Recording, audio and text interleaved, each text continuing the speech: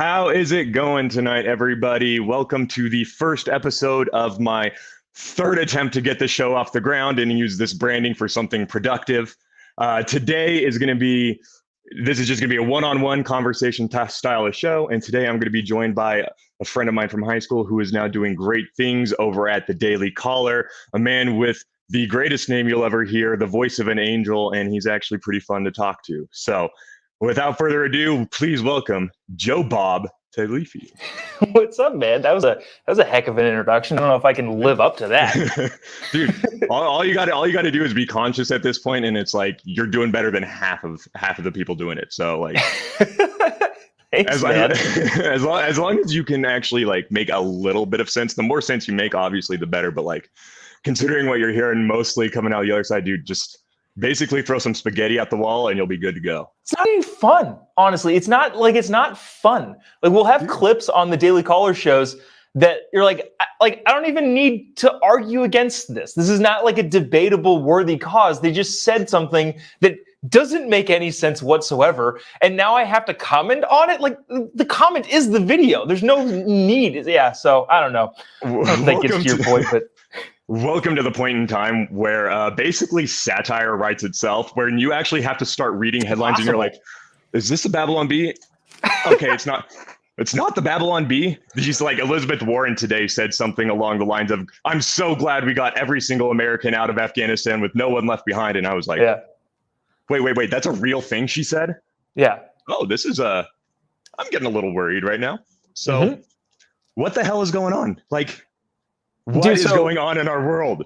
So we're in like an information war age, where you can just say stuff. I think who was talking about it the other day that I was listening to or had on or something like that, where they're talking about like the other side does. I think it was Tucker talking about like Tucker was talking to Glenn Greenwald. Sorry, I'm glad I got that nailed down. Glenn Greenwald's but dope. Him and Greenwald were just like, look, they don't agree on really anything. Like Tucker's not going to be in agreement on Glenn Greenwald, except for the fact that the entire media landscape, especially your lefty narratives, just don't care anymore about saying things that are true because it doesn't matter. All that matters is the ratings. So if you just make something up and people get ratings, what incentive is there to fix it when the entire game is audience rating? It's an entertainment world is what it is. And on top of that, I would say that they've also created such a narrative that they know they can play defense for whatever they want. So when Joe Biden comes out and says, hey, I've got this really big infrastructure plan that is, sure, it says 3.5 trillion on there, but we got a manufacturer's rebate that's going to drop that down to zero. I promise. Please don't look in the bag. There's nothing in there hiding away. And so when he says that, he knows that Don Lemon's going to go out there and be like, oh, yeah, totally. Like, yeah, free 99 for this social reform package. Yeah, dude. I don't know. It's a crazy world. So the thing that like I've been hitting on, and it's interesting. I get some heat from some of the Daily Caller commenters on stuff because my only thing is we're gonna be fair. Like, yes, I've got a conservative bent, and yes, I think less government is better for all of us. But at the same time, if somebody from the other side makes a good argument, we're gonna take that argument head on, as opposed to pretend that it didn't happen, which is what your lefty media does. Because there's pretending that the argument that's maybe good from the other side is non-existent doesn't do anybody ever good, any good. But it's interesting because I've seen some heat from some of the people that watch the show in the comment section of like, dude, this is and stop me if I go on tangents because I can go on rants. But I do the same, man. Chris Wallace had Alejandro Mayorkas on his Sunday show over the weekend and just hammered Mayorkas on the border thing. Like he said, like, why did you guys let them in the border in the country to begin with? Why didn't you build a wall? Again, this is Chris Wallace. Yeah. But the very idea of having a Chris Wallace clip on the show, people were like up in arms about. And I was like, dude, like, I don't want to have to defend Chris Wallace. Did he screw up the debate with Donald Trump and Joe Biden? Absolutely. But he's also making a good point here. So, let's listen to what he's saying. It's like people they've lost the concept of, I can appreciate when you do something good and I can I'm going to criticize you when you do something wrong, which is how you should treat politicians. It's not, politicians aren't celebrities, right? Politicians aren't out there to be, like praise and stuff, which is part of my problem with the conservative movement and Trump. It's like, look, you can say he's doing a lot of things well, and he is really speaking to things that the base really cares about. But you got to be able to acknowledge when he's messing up, such as not doing any of this stuff he wanted to the first 2 years of his term when he had all three parts, all three houses. Mm-hmm. The executive, the House, and the Senate, he had control of all three, and he didn't really do anything with it. So people fetishize our politicians, they fetishize our celebrities and our commentators, which is a lot of the reason why as soon as they mess up once, they're done, because people create this perfect image in their mind, and they look at these celebrities, they look at everybody out there, and they're like, yeah, this person's just so great. Everything they say is great. And then they say one bad thing or they do one bad thing and their career's over because people are like, you're not perfect? Why would you disappoint me like that? I thought you were perfect. And it's, dude. Here's an unpopular opinion. I don't think that actually ends up changing, unfortunately. I think if I'm seeing anything in human nature, it's that we'll continue to keep doing that sort of thing. And trust me, I don't want that to be true. If there's anybody who's going to tell you that I know enough politicians that you would know, I know enough of them on a person-to-person level to tell you that, oh yeah, they're crazy too, regardless of what party it is. Dude. Yeah. So that's a whole thing in and of itself. Speaking of which, man, so tell me a little bit about like, how did you get into politics? Because you just started the Daily Caller thing, but you were actually working in the political landscape before that. So like, when you graduated, what led you to going into politics? Complete and total utter accident was the thing. So this is kind of interesting. I haven't been able to like tell this story really, and I'll try to keep it as condensed as possible. No, don't condense it, man. Tell the story. I want to hear it. So in college, I ran for vice president of our school. I had a little bit of a mystified idea of what student government could do. I went to Azusa Pacific University. Okay. Yeah. And during my campaign, I thought we had more power than we did as a student, government authority. So I went out on our like quote unquote campaign trail and promised things that were so ridiculous. I was like, oh yeah, we could totally. We had a great acro tumbling team.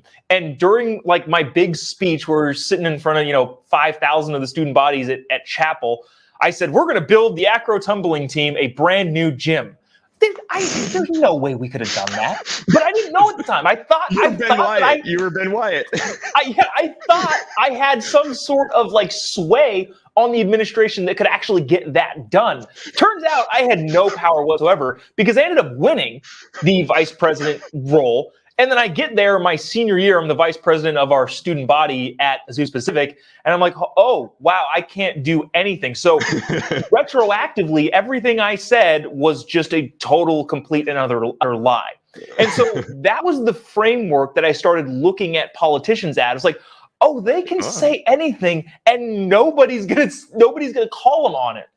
Yeah, and so after college, I went and took a corporate job for a year. I was like, nah, I don't really like that. I've always been into video production. I was a big video guy, and I started doing videos for small businesses. Ended up doing a video for a mayoral candidate in Chino Hills, where my parents were from. Family friend. They ended up. I delivered a video to them. They were like, "Sweet, I don't know what to do with this." That's when I started getting into like Facebook ads, and then all of a sudden it blew up into, all right, now we're doing it, word of mouth spread. I started doing congressional races. We started buying TV time. Then we started buying radio stuff, and it kind of all culminated into like this agency that I still work with a lot of those guys today, actually running political campaigns. Probably most notably, I ran a guy against Gavin 2018. And it turned out the way it turned out because it was always going to turn out the way it's going to turn out. But made some pretty big waves. I think he was like this guy named Travis Allen. We ended up being like the biggest state elected representative on all social media platforms of all time at the time. We were like the biggest thing.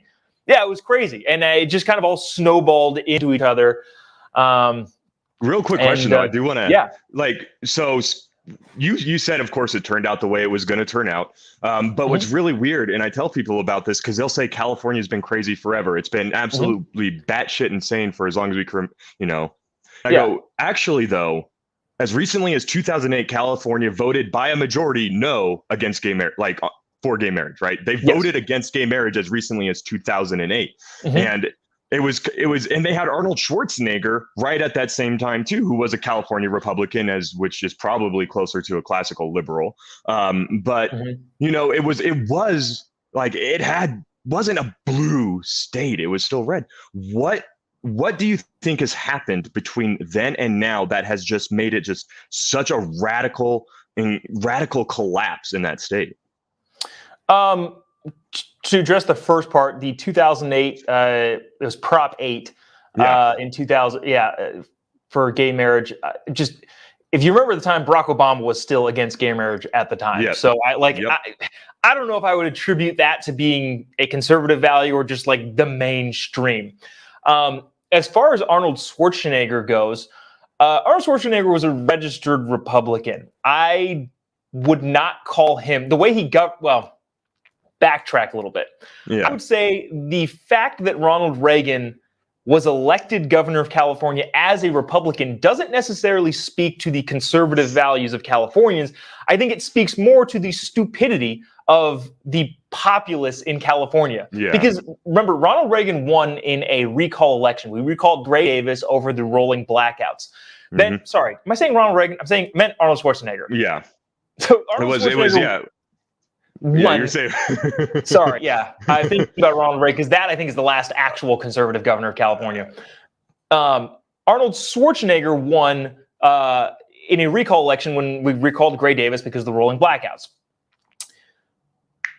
That was a special election, just like this recall was today. So in order to win a special election, you just have to be the most famous person on the ballot. That is literally all you have to do, especially before the age of the internet and all of that sort of stuff. So that's how Arnold Schwarzenegger won governorship in California. I wouldn't say that it's necessarily like, we were conservative back then. It's not conservative per se, but like California is now the beacon of the radical left's agenda as far as its application on a state level. Like California does represent what happens when a state goes full blue at this point, because since Arnold Schwarzenegger, they've had the Homeless Freedom Act, they've had Sika has been absolutely destroying that place. They've had they've been reducing punishment on crimes.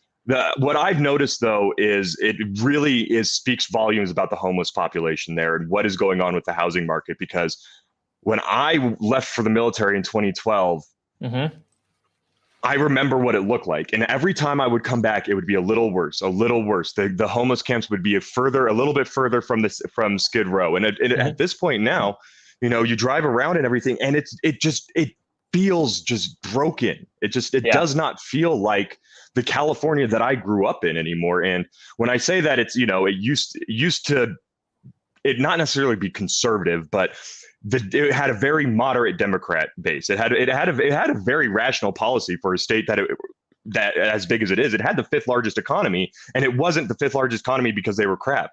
But it's the teachers unions, the police unions, the fire unions, all of these things. It's so rapidly deteriorated the state. Like, do you think there was any stopping it, or do you think that it's just a direct result of California just going insane? I think a lot of the stuff, the voters deserve a lot of blame for what's going on in California, because clearly they had to put those people into office. Yeah. But over the last election cycle, in 2020, California voters overwhelmingly decided to not get rid of Prop 13 and also not do there's a bunch of I should have specifics in my head, but I don't. You're good. But there's a bunch of non-tax raising measures on ballots that all pass through. None of the new tax increases that California wanted to put on citizens in California passed. A lot of them failed because they were up to a vote. Now, when you're talking about, and I know California specifically more than most states, so if you want to get into the weeds, there's Prop 47, Prop 57, AB 109. Those are all, Prop 47, Prop 57 were voted on by Californians in like these, again, not really knowing what they're doing going to the polls. And then AB 109 is in like crazy thing that's decriminalizing crime in California, and that's passed out of the state houses. When you say decriminalizing crime, what specifically does that look like in policy terms? So again, sorry, I assume that everybody knows what California is because it's so crazy. It should get. I have a general idea, but the specifics when they say they're decriminalizing crime, I know a little bit about what's going on, but like because I'm not there, I don't really dive into it as much. So in California, if you steal anything less than $950, it's no longer a felony; it's a misdemeanor. Mm-hmm. It knocks down felony charges to misdemeanors across a bunch of like fraud, theft, grand theft, I think. And a couple other instances where if it's under $950, it's a misdemeanor, and at that point in California, it might as well be a traffic ticket.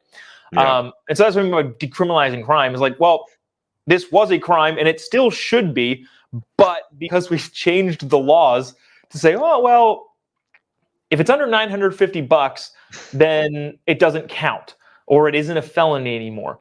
But here's the other thing too. I almost, you've heard the term low expectation, the soft bigotry of low expectations. Yeah. That's what I was going to say. It kind of applies in California too, in this instance, because apparently lawmakers in California think that criminals are dumb. Criminals are criminals. They're not dumb. These guys are walking in Targets with calculators going like, all right, it's $947. Let's just leave now because nobody's going to do anything at $940. But it's $962, they're going to arrest us. Yeah, no, well, it also goes back. It's actually a CRT principle. If you can look at the results of the policy and it has racially disparate outcomes, it is therefore racist, right? So generally speaking, when you're looking at crime statistics, Black people are going to be at the top, and it's going to be disproportionate compared to white people. Therefore, rather than addressing the fact, okay, so why is it that for some reason a lot of Black communities have really high crime rate, rather than addressing that, they say, no, the laws are racist. Black people just cannot be expected to follow the law. So what we have to do is stop punishing. That's the goal here. We have to stop punishing them. And it's really disgusting in terms of the racism.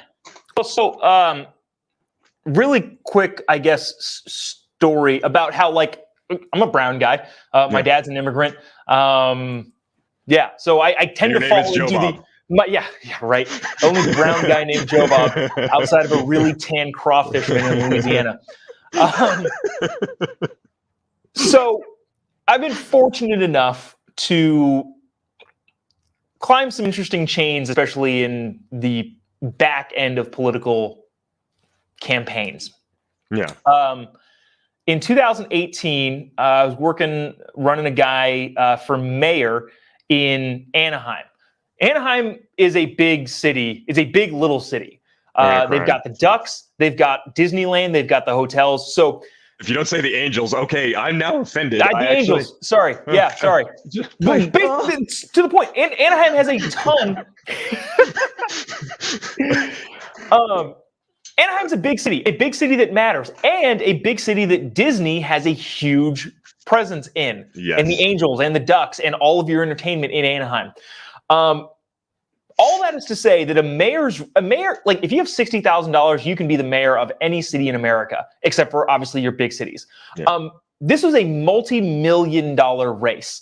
And me, a 20-something-year-old kid who's going to oversee the entire operation for this campaign on the digital side, find myself in a room with I'm not going to disclose that.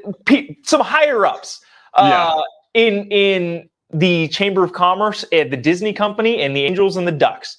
I'm in a conference room with all of these people. All of them are older white guys. Yeah. And my group consists of me, another 30-something-year-old white guy, and another 35-year-old something white guy. And the last thing that I want is for any of those big players in that room to look at me and think, I wonder if he's the token hire or if he's actually any good. Because the way I see it, I earned my way into that room. Like, Hell yeah. I busted my butt and worked super hard to be good enough to earn a right to be in that room. The last thing that I want is all of those guys in that room looking at me and going and having to wonder. I want them to, the fact that I'm there, I want them to intrinsically think, that guy, he's clearly here for a reason. Let's move on to the next thing and let's get this job done. I don't want them thinking, is this guy like the token hire? Should we really trust his opinion? Is he kind of just here to prop up the minority numbers in whatever this company is? Like that, nobody wants that. I don't know how I got on that, but this is my experience with, like, quote unquote, the soft bigotry of low expectations of, like, this is what it does to minority people. We can earn our way into a room and then have people questioning, should we be in there because of our accolades and ability, or are we there because the government said we have to be? It creates so many problems. The soft bigotry of low expectations is basically the mindset of so many people on the left. They have this idea that because, you know, they read stuff like Ibram X. Kennedy, they read Robin DiAngelo, they read this really, really, you know, mid-wit level stuff, and they put ideas into their head that are basically unfalsifiable. It makes very unfalsifiable claims about things like racism and whiteness and all this other stuff. And it also, you know, makes people a lot more susceptible and receptive of really pernicious policy ideas, such as, because there's disparate racial outcomes and stuff, we must then remove the obstacle. It's making its way to school now too, because there are disparate outcomes in testing. We need to stop grading tests. But, you know, apparently we're not allowed to hold black and brown kids to the same intellectual standards as white kids and Asians, because hell if I know, man.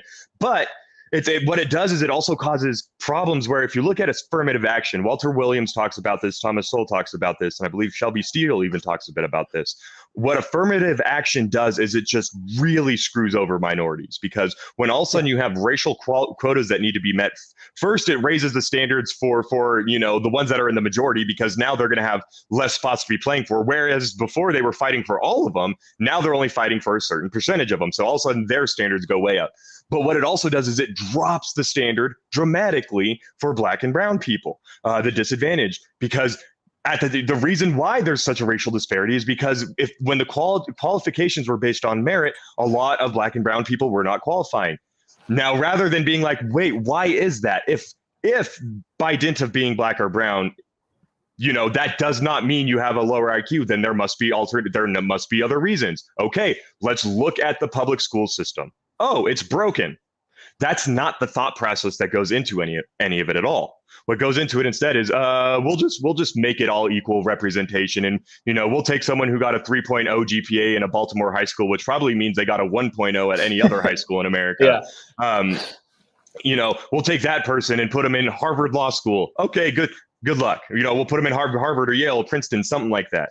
It's like, what happens when you do that is the fail out rate for black and brown people that are in on for affirmative action purposes skyrockets. They do end up doing worse in their class. However, when it was based on merit, they were near the top of the class. There was like no visible discrepancy based on race, you know, with performance. It was actually a meritocracy, because those that deserve to be there needed to be there. And if you don't think there's enough black or brown people in there, start looking for the cause rather than just saying, well, we need to make it equal.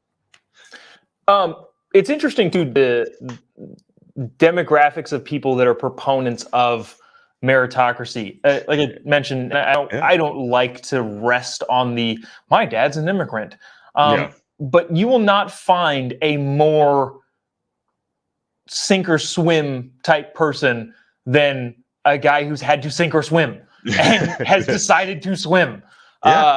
Almost pretty much all of my friends who have immigrant parents or are immigrants themselves look at that situation and go, what in the world? It's not until you're like third, maybe fourth generation kids are coming in and thinking, oh, well, I deserve something. I know this really great family that goes to our church. They're from Uganda, and the dad came over from Uganda legally, has busted his butt, got all of his family over there, his wife and his 2 daughters from Uganda here, and they are productive, incredible people that add so much to the fabric of our society. None of them are saying, well, because they're black, by the way, from Uganda. Yeah. Who would have guessed? Oh my gosh! But it doesn't matter to them. It is.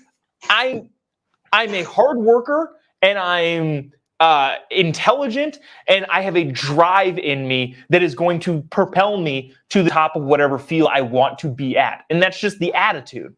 Yeah. Now, statistically, I think generation after generation of being in the United States, you start to get that whole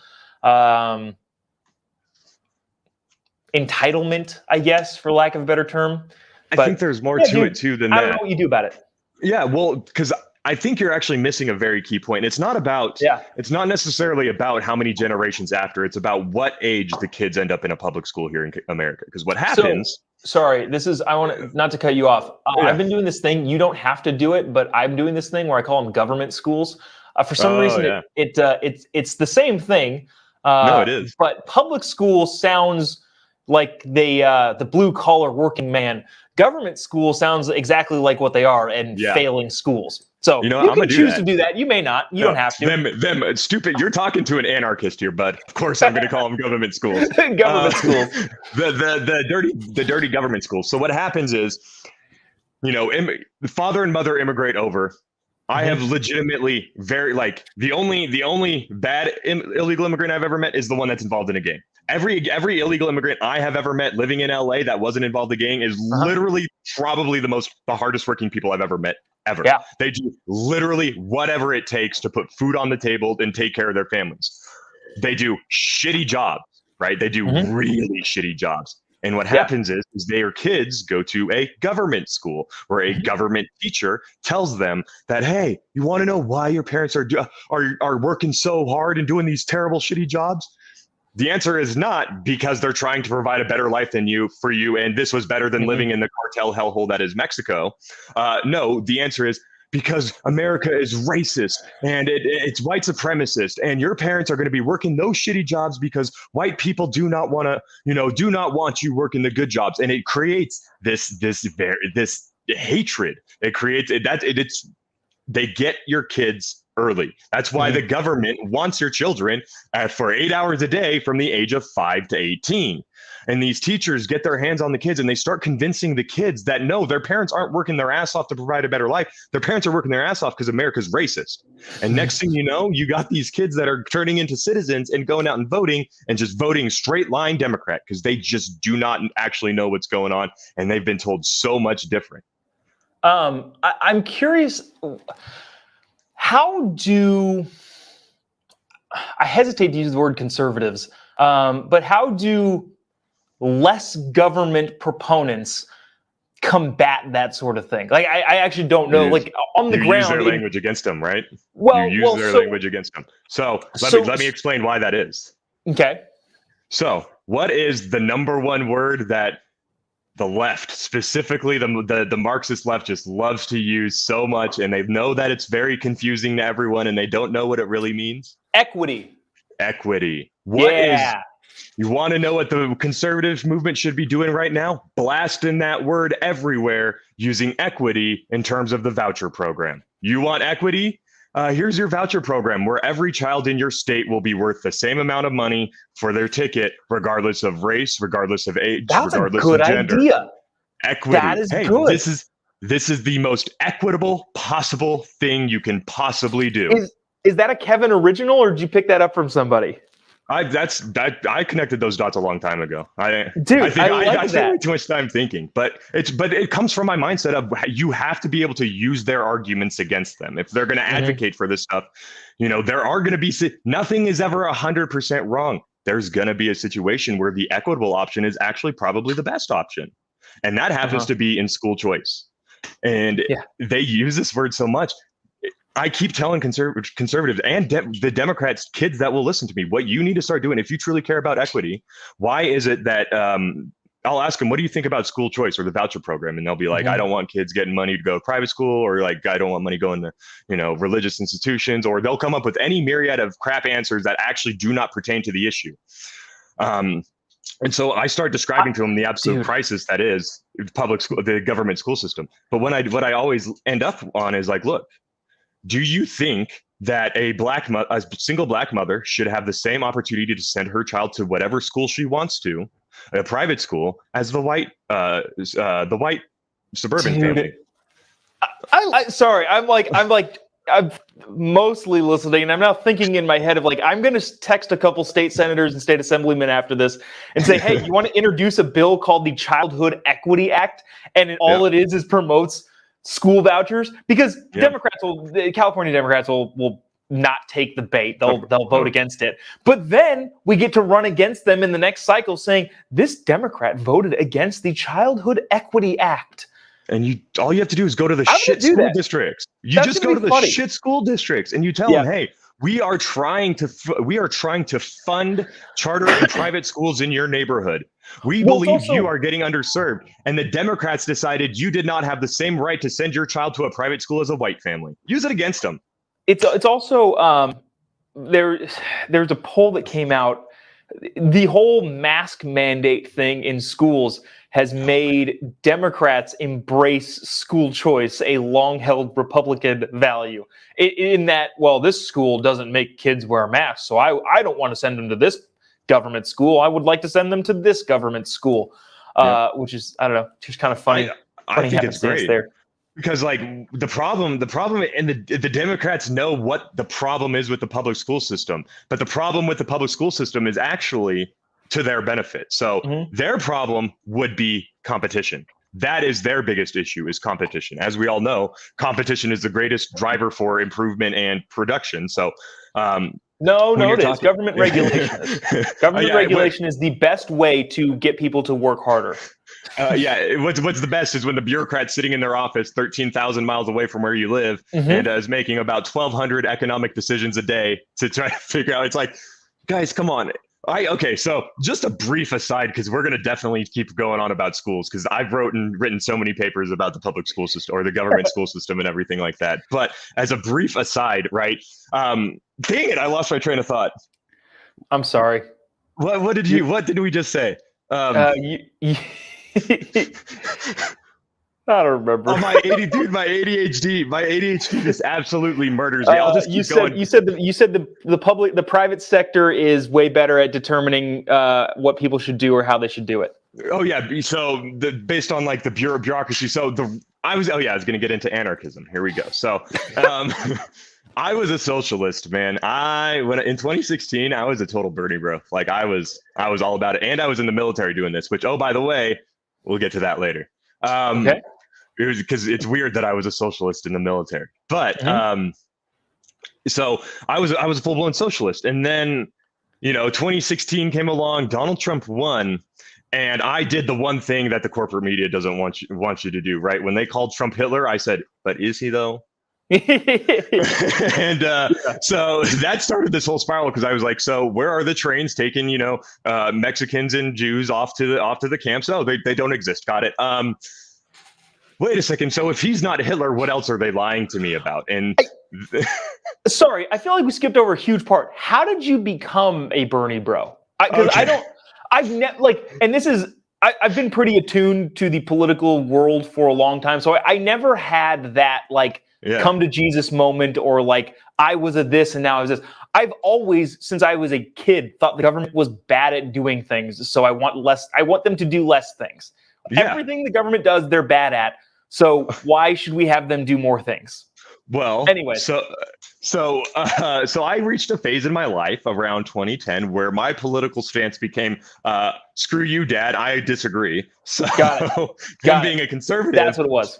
Well, it started me down the path, and so I kept going down the path. But the thing is I joined the Army not long after that, and the thing is that the military, I was in intelligence. I'm an Arabic linguist. I was a cryptologic linguist. I was in Intel, and what I have found is that there are a lot of people on the left in intelligence, a lot of people on the left. In fact, the most of them are on the left. Now, when you're talking the combat arms, like your scouts, your infantry, your artillery, those guys, blanket conservatives, basically. But when you're talking your Intel, very, very, very heavy lean to the left. And so I wasn't having very many of my ideas challenged at all, ever. In fact, I was having them promulgated. And anytime I would say something counter, they'd be like, hey, shut the fuck up, Private. We don't want to hear what you have to say. Okay, sorry. So, it's actually pretty crazy just how much, how many people there are on the left. And so 2016 rolls around, and I had a really good friend in the military, and he was a socialist too. And so we were big old Bernie bros. And then, sorry. When you say you were what does that mean? Like, do you know what that meant? Yes. So I was a Democratic Socialist of America kind of guy. So I didn't know what socialism was really. I just thought it meant I get to have nice things that other people produce. That's what I thought it was. Okay. And that's what a lot of people that age think socialism actually is. And so I was a DSA guy. And so I was like all about, I was kind of a contrarian too, but at the same time, I had always in my mind, I just really, really, really hate disingenuous people. And I can spot it from a mile away. And so naturally, I was gonna say, watching politics, man. Yeah, I was I hate these people. Here's a hot take when it comes to disingenuous. My favorite politician, and this is going to get, eventually, I say this all over the place, and eventually it's going to get taken out of context, and eventually I'm going to take heat for it, but I'm going to continue saying it. Because I'm going to explain why afterward, but eventually somebody's going to cut this part off and then just say that. Anyways, my favorite watch this. My favorite politician is AOC. She's wrong about everything. She is my favorite politician because she's actually... So all right. So, okay. I didn't know we were going to go to that. Jeez, dude. This is an intellectual discussion. I mean, she's not the ugliest woman I've ever seen. No. But she's wrong about everything, but dang, does she believe it? And again, that has its own ramifications. The intellectual properties there. Pause on. I don't know if what economics degree, what university do you think puts out an economics degree that actually backs the idea that Marxism is good, that socialism is good? I don't know. She graduated with an economics degree from Boston College. Okay. And you're currently going to school. I'll tell you what, I was a business administration major. I am supposed to be able to be on the board of a Fortune 500 company. I could not tell you a thing that I learned in business school at my ripe old age of 30. So I would business school isn't actual school, though. Economics is in the liberal arts program, which is actual school. Well, so I'm saying, I wouldn't put that on her college. I think she actually believes that. I don't think the college was going to teach her anything different. But the thing is, she actually believes it. When it comes to disingenuous politicians, this for the same reason that Donald Trump was so popular, why Bernie Sanders was so popular, and why AOC is so popular, because they actually believe the things that they're saying.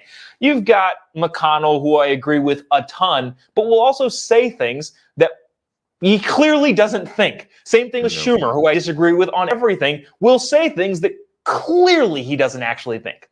And then they'll go have beers together afterwards. Dude, I've got some stories about that. Oh my gosh.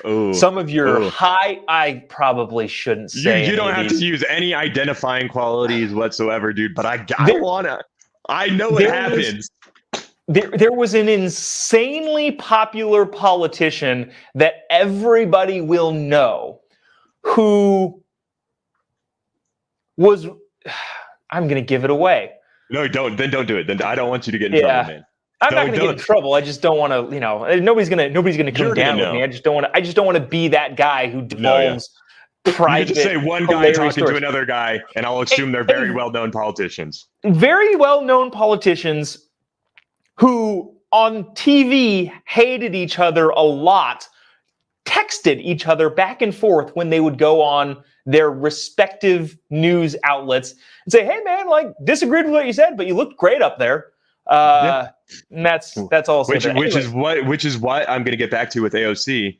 Yeah, it's malicious because like either she's stupid and believes it, or she's malicious and knows that it's a really good way to win, and that's is possible. Where I think it comes in, because that's the point I'm making about she went to a top tier university and graduated specifically with an economics degree. Yeah, and she graduated with an economics degree. I'm sorry, like that's one of the few parts of the liberal arts program that does not go Marxist, because Marxist economics fail miserably. Hence why cultural Marxism. Ask Robert Reich about that. Well, no, it fails miserably. Hence why cultural Marxism became the next tool, because if you can't control an economy using it, it actually works pretty well on the culture. It works on a sociological level. But I cannot think of the actual economics program that someone can graduate from and truly believe socialism is going to work, except for the fact that, you know, it's a liberal arts program. Everything is permeated. So that's why I just doubt. I look for the signs if she's being disingenuous or not, because like sometimes I think she's being really malicious and disingenuous, and sometimes I'm like, you are the dumbest person I've ever heard. The one time that I think she actually showed some sort of cynicism was when the House, was it last week, was voting to replenish the Iron Dome in Israel, and I don't know if you saw this. She voted no, and then changed her vote to present, and was like crying afterward because she like needed to change her vote to present. And then people were like, "Well, why did she do that?" Well, because clearly she's running for Senate, and you can't piss off the Jews in New York. Oh my God, that is like the worst possible demographic to piss off there. Oh my gosh. That's the glimmer of cynicism. Maybe she's becoming a true Beltway insider. Well, she's displayed to her that she's a Beltway insider, especially with where she lives over there. Especially like she doesn't actually hold to any of her principles whatsoever, dude, and she caves constantly. I was in DC. Geez, when was this? 2019, and I was at a friend's apartment, and this friend was like, "Hey, AOC lives 3 doors down from me," and I was like, "What?" And so I don't know. I want to throw ragers. I feel like she throws ragers down. I don't know. I didn't want to seem fanboyish at all and go like, dude, like let's go hang out. But I would love to go on a double date with AOC. Just to I don't know. I think she's a fascinating person. Again, wrong about everything.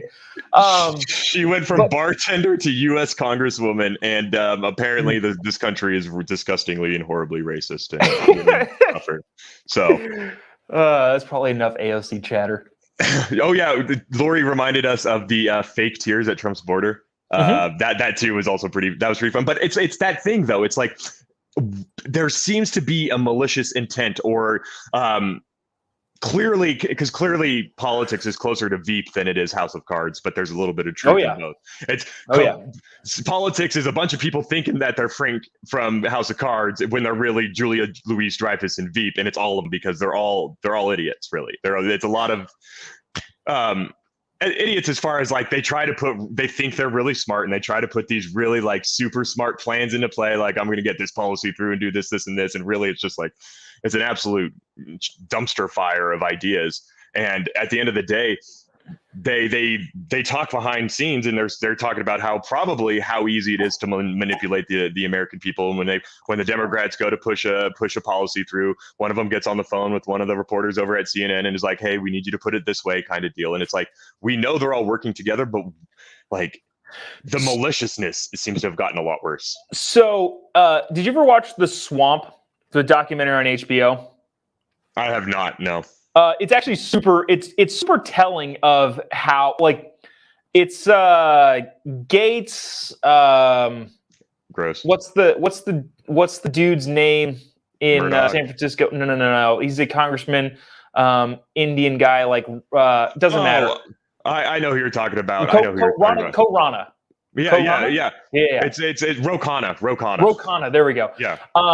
He was it was kind of like following them in like this bipartisan bill it was actually super interesting because it kind of like delved into what it's actually like in the halls of Congress. Again, I think you're right. Like, I love the Ben Shapiro comparison of like, look, it's not House of Cards or West Wing, it's Veep. Yeah. Because that documentary to me was, pretty telling of like, yeah, not a lot of people know what's happening at all at any point. No. So yeah, I don't know. Everybody's putting plans against everybody else, and they're all trying to like wheel and deal with everyone else and make these backroom deals. And it's like, can you guys just realize, hey, if I want to keep my job, the best way to do it is to, make this a little bit better. It's so terrible now that if I'm just sitting in this seat when it gets better, whether or not I contribute to it, I'm getting reelected. Like, it's so bad now that if they just said, hey, let's kind of drop the politics for a little bit, let's like put some stability in there so that we can get along a nice track and get back to this in like 10, 15 years, because what they're doing now is absolutely catastrophic for our economy, for our society, for everything about our country right now. Like, we're on the brink of balkanization, and they're arguing over the freaking debt ceiling right now. So, yeah. You know what irritates me is when bad decisions end up working out. Yeah. Oh, the United States government, the federal government as a whole, is digging us into a massive crater that is not going to turn out well by their own decision. On the other hand, the country that we would lose to if we were to implode, China, also has its own crazy things that they have to deal with. It would be so disheartening to see all the poor decisions from Washington, D.C. end up turning out fine because China implodes. Now, again, I want the United States to prevail over China in all cases at all times. But when it does happen because China implodes because of their geographical issues, their population issues, their human rights, whatever issues that's going to befall China, which I think will actually happen. It's going to be soon. End up making the crazy amount of debt that we'd accrued kind of be okay because other countries are going to invest in the United States. It's going to make me think... Well, India's next after China. India's next after, because the thing is that India is actually probably going to be the sustainable super country, because as opposed to China, who is building up on the back of the CCP, whose economic policies are absolutely just what we want to do. If we're talking bubbles, the bubble of 2008 had about $1 trillion to $2 trillion of really bad debt, right? They are currently sitting at about 8, 9, 10 trillion worth of that. How do we know it's bad debt? Oh, it's the same kind of subprime mortgages. They have an absolute housing crisis going on over there because they have an abundance of boys. They have about 50 million more men than women. Most of their country is old. They are currently. I don't know anything about this. So good. Yeah, China is probably closer to collapse than we are, and that's crazy. Which is a good thing. I want that. I want the United States to prevail. I'm saying that I'm worried about that clip being taken out of context. All I'm saying is it's disheartening when bad decisions turn out to be okay because. Here's the thing, though, is that China only has they have less than 5 trillion of our debt, of our 28 trillion. So even if they collapse, there's a lot of countries and private businesses that we're still going to be owing a lot of money to, and it's not as if. What's the term called with because we'd owe debt to Japan, I think the Japan holds most of our debt. Yeah. And then Brazil has a ton, but also the Fed is buying bonds from the Treasury issued by the Fed. Quantitative easing. That's the term. Yeah. So there's also that. So I don't know what you were talking about, but keep that in mind too. They're making up money. They're just making up money out of thin air, which is, again, good time. Anarchism right here. This is why the state is an. Are you a Bitcoiner? Are you all about the Bitcoin? I'm all about crypto. I'm all about crypto with a purpose because crypto's a whole other thing. But but what crypto is that is so wonderful. It's the one thing. There are 3 things a government must control to maintain stability: education, currency. And violence. If they have a monopoly on those 3 things, the government is going to stay in control. School choice threatens the monopoly of education. Second Amendment threatens the monopoly of violence. And the thing is that crypto threatens the monopoly on currency. And that they have such a vice grip on that, because as we see in today's day and age, war is basically posturing unless you're totally just beaten up on a redheaded stepchild. And so at this point, the currency is the most important asset that the United States is currently trying to control, because it gives them almost unlimited power to do whatever they want at this moment, because they can print so much. What crypto represents and why it's such a threat is an alternative form. I do not want your US dollars. I am only accepting trade in crypto. And so the government is doing everything it can to stymie that market, because once they lose that monopoly on that currency in crypto, because like the crypto coins I have, if the US dollar fails, I have enough money in my cryptocurrency that it's like, okay, well, I'll be able to keep up with it, because once we hit Weimar Republic status and we start having to burn our cash, it's I'm going to have this crypto. And the other part about it is it's completely untraceable because of the blockchain. So the government is going to do whatever it can to maintain that monopoly on crypto, because what the Fed has allowed for, and what's so gross about the Fed and why we need to get rid of the Fed, is the Fed has basically turned itself into a blank check for the United States. The Fed can do whatever it wants, and there is the whole bailout program. There should never be a bailout. All those banks should have failed, because you know what? Maybe they would have learned their lesson on giving out bad debt and actually started to operate like banks rather than casinos, if you will. Yeah. So it comes down to the fact that our government is going to be doing everything in its power to destroy levels of competition like that. And Frick, how did we get onto this one? Do you think? Oh, well, sorry to just tug on that thread a little bit more. Do you think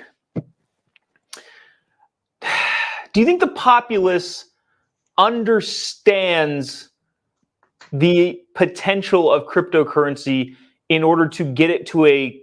Do you think their ability to understand the potential is enough to get it to a critical mass to become the widely used thing that it needs to be if it were to dethrone the US dollar? Does that question make sense? Yeah, no, that makes perfect sense. Because again, like right now, if the world was just your Bitcoiners and your crypto heads, they would be fine. They'd be able to operate within their own cryptocurrency world. But obviously, the percentage of those people is like, I don't know, less than 1% of the US population. Yeah. Like, in order to get to a critical mass, you got to have, I don't know, at least 20% of the population being fully in on this in order for the snowball effect to start happening. So do you think it's possible for people to have a good enough understanding of the way, one, crypto works, two, the blockchain works, and three, why it's beneficial as opposed to the Federal Reserve? They don't have to understand that. What they have to understand is make an account on an app, put money into app, use money to buy coin whose price goes up. And then from that app, you can do transactions basically like you can on your phone, and just do that. But you don't get enough people to buy in. Like, what's going to get people to buy in is going to be the fact that when people start talking about not only is Bitcoin at 50 grand, but Ethereum sitting at 40 grand, you got Cardano sitting. When that starts happening, people pay attention to where the money's going. I've got Strike on my phone, but I've never used it. Like, I've got a crypto wallet. I've got Coinbase, which again is the super novice crypto thing. Coinbase. But I don't know, until I think we're pretty far off from people being able to understand it enough to put their confidence in it. Well, because and anybody can put $100 into a crypto wallet. Maybe not even that. Maybe $10. Anybody can do $10.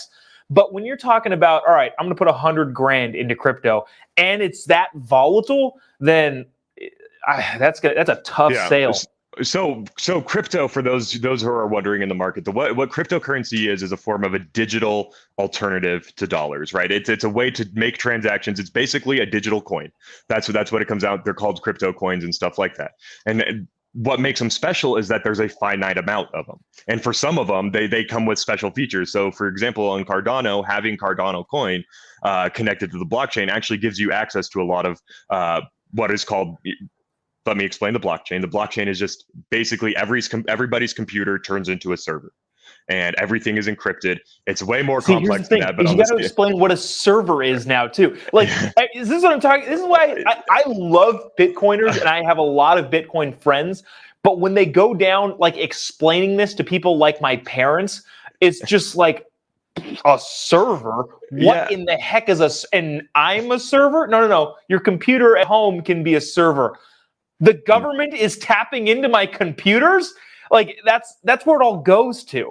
I explained it like this. It turns your computer into a virtual bank. Like it makes your computer the virtual piggy bank. What if my computer dies? Well, it stays on there forever, bud.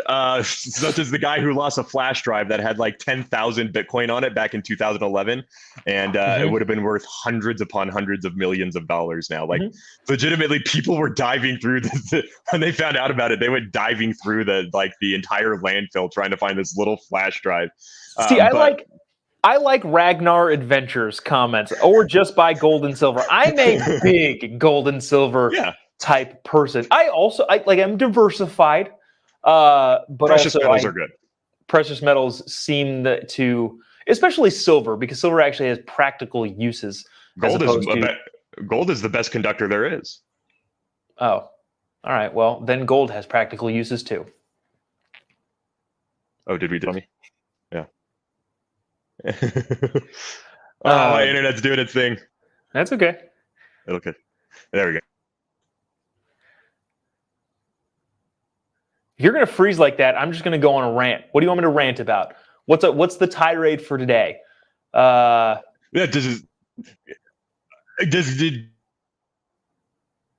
on about the gold there, because no, it is, precious metals are a very good investment, and they do have very practical. Oh, you're cutting in and out. I don't know if you can hear me. Oh my gosh. It's okay. You're good. Yeah, I can hear you. You're good. My router sometimes decides to be dumb. So what age do you stop going by Kevin the Kid? Dogecoin! Woo, Tracy! Do you reach a threshold of like, 'cause you're closing in on 30 pretty hard, I think. What are you, 27? I just had my 25th birthday. Thank you very much. Okay. Cool. I just celebrated the 13th anniversary of my 17-year-old birthday. You are at that 30-year-old threshold, man. Jesus. Oh yeah, dude. I'm 30. I'm sorry, man. God, you're old. I'm never gonna get there. Everything is downhill from here, dude. Like, you're tumbling at this point. You hit 31, and next thing you're 45, and you're just like, where did my knees go? My knees left a long time ago. We don't have to worry about that. So anyways, the precious metals. What matters is getting your money out of the US dollar, turning your money into something that is not the US dollar, something that will have value as the US dollar's value plummets. And it is a good point. Like, how are we going to be sure that we're going to have enough people that want to adopt this? Are we going to be sure? It's all we can really do is talk about it. The amount of people that are buying into it is going up, especially with stuff like Robinhood coming out, which, oh, by the way, if you are buying your crypto on Robinhood, I would suggest moving that over, because you actually don't have ownership of the coins if you use Robinhood. Interesting. Yes. So they are, what matters is, to get back to it, was the monopolies. And, now I'm going to bring it back to education as well, which is why, if you can control the narrative. Murray Rothbard mentioned the first line of his book, or his essay, Anatomy of the State, talks about the fact that saying that we are the government, referring to the government as we, is just the worst thing you can possibly do. The example he uses is, he says, if you say we are the government, then the Jews of Nazi Germany, in fact, kill themselves. Because if we are the government and the government's actions are our own, then if I am killed by the government, that is actually a suicidal action. We are not, in fact, the government, which is why I always specify the government. I always designate that it's actually the government's actions. It's not our actions. It's the government's actions doing stuff, because, you go through school and you are taught, but you are basically given the assumption that the government is legitimate. Just there. It is legitimate. Like, there is no questioning it. Why would the government lie? You see, the government just has your best interest at heart at all times. I believe that wholeheartedly. Everything the government does is definitely in my own best interest, and they will never do me any wrong. They will never do you any wrong unless they like catch you speeding, or like maybe you grew a plant they don't like, or maybe you got a gun that they think might be able to fight back against you, or maybe you're just saying you don't like the government. We did see that you and I are now domestic terrorists, of course, like you and I being. Oh yeah, that's right. Yeah. What was it? If you have any hesitation of the vacations? Yes, if you don't want to take a vacation, you are a COVID guy. Well, no, not even don't want to. If you have any hesitation, I think is what the thing actually said. Oh yeah, it's your patriotic duty. Oh, by the way, I know that if I told a girl that having sex with me was her patriotic duty, and she said yes because of that, that's probably going to be rape if I'm coercing her like that. But when the government does it, fine. I'm not going to engage in this very dangerous topic. Well, no, it's about consent, man. No, it's all about consent. And it comes down to what can you consent to? And that's what Murray Rothbard gets to. What constitutes consent? What are you consenting to the government? I am not consenting to taxes. I am not consenting to people telling me what guns I can have. I am not consenting to people telling me what kind of, plants I'm allowed to grow in my garden. Why is it that consent only matters in the situation of sex, but not anything else? Why is it that you'll hear everybody, Me Too, talk about consent, but as soon as I go, well, I don't consent to having a vacation in my arm, they're like, you don't get to consent. It's like, I know that if a girl told me the reason she had sex with a dude was because she felt pressured, she felt like she would have her rights taken away, she felt like she would get in trouble, or she wouldn't be able to do anything. That would be considered coercion. But yet if somebody gets the vacation for that reason, it's perfectly fine. It doesn't matter, right? It's consensual at that point. I've never thought about it that way. The only thing I would caution against is diminishing the terribleness of non-consensual intercourse, because I think what makes it terrible? The fact that it wasn't consensual. Yeah, the fact that it wasn't. No, I get what you're saying. I get what you're saying, and I think it's an interesting point. If at any point it diminishes the severity of how bad that is because you're equating it to taxes or vacations, that's where I'd be like, maybe not. Well, YouTube, I was raped when I was 6 and I was raped when I was 21. So I get to say this. I get to make these equations because apparently that's what qualifies one to be able to say that. My consent wasn't found there. My consent was not found in what this is. And sorry, tough conversations. But yeah, jeez. But people don't consider this. Why is it that consent only matters in that one situation? Why is it that when I don't, it's what makes that so bad is the fact that it happened without consent and the non-consent was displayed the whole time.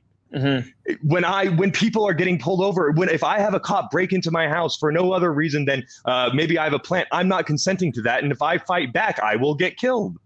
I will die.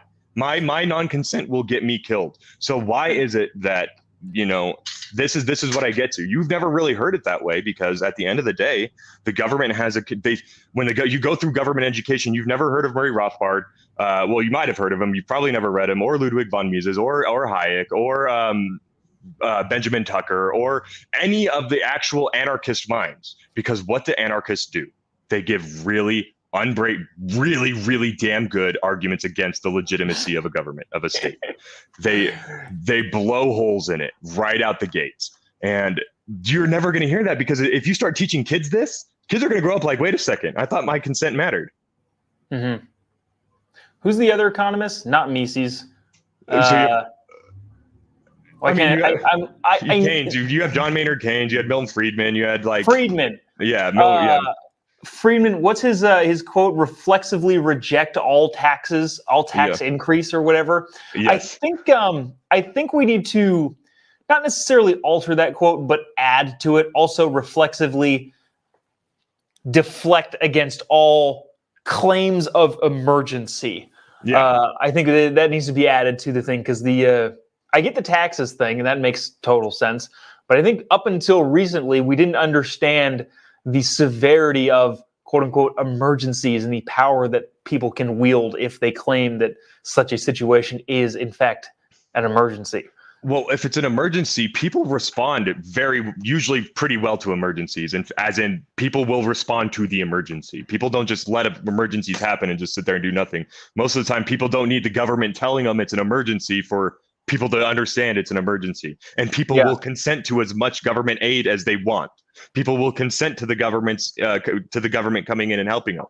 But when you're declaring an emergency to, maybe you're using an emergency youth authorization to get vacations approved and stuff like that, or you're using emergencies always present really great opportunities to seize power. Never let a good tragedy go to waste, man. Mm-hmm. Yeah. Interesting. What was there's a quote that I heard today from, what's the guy's name who, it's spelled like campus, but it's like Compo or something like that. Luis Compo. Yeah. He said something along the lines of like, the welfare of a society is the tyrant's reasoning, or something like that. Always this for the greater good. Alibi of tyrants. Yeah. Yes, for the greater good. The amount of things that can be justified if your goal is to quote unquote save a life. It's like, wow, if that's, what I'll do to save a life, I'll save someone. I'll save a life. But if you're trying to tell me what that, we need to do, lockdowns and stuff like that to save people's lives, my question is going to be, okay, so why? What data? I have a hilarious reel on my hilarious Instagram account where it's like somebody said, like, make sure you wear your sunglasses this weekend to protect others from the sun. And I looked at it today. It's got like 40,000 plays, which I know to some big wigs that's not exciting at all. But I think there's a lot of power at stake here, man. There's a lot of power at stake. There's a lot of control at stake. And the thing is that politicians get into office, and if you're on the major ticket of one of the parties, you think you're going to be there forever. So you think consolidating your power is going to give it to you forever. And that's our fault, in all honesty. That's our fault as Americans for not doing our due diligence when we're going into elections, figuring out, hey, is this guy gross or not? Or taking the mindset of everybody's representative sucks but mine. It's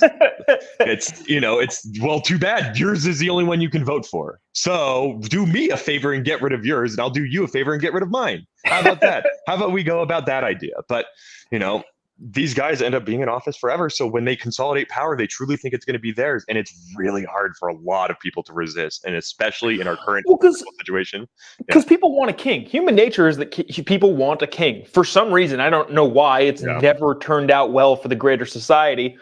But people just like, I guess, being told what to do, which is so odd. Yeah, no, it's people, like, I've heard people say that people, want to be led. No, I think that a lot of it is also people want to feel safe. And traditionally, there's following a single person following a singular leader was the most efficient way, because if you can have a unified message on safety, it was a lot better that way. But we're in a position as a society where safety itself is not necessarily as much of a concern. So because safety itself isn't the concern, other things can start to take precedence, like, consolidation of power or economic stuff. And so you have these politicians that end up maintaining their power, and they're consolidating it and taking our rights away, because to them it's like, hey, this is mine and I can keep you safe, and I'm smarter than you and I'm better than you at this, so just let me do more and more and more. And it takes away our sovereignty and our liberties with it. And so many people desire to be safe still, that when you have a situation like we're experiencing right now with the what do I want to call this one, the cocaine, because YouTube's not going to censor that. When you got the Cocos and coming around, and you can actually drum up fear, people won't even do research, man. People, if they're afraid, if you can get them afraid, they won't even question you. Which, like, you've noticed that, right? I don't want to say. So when I'm doing political stuff, I try to stay away from, like, scaring people into vote.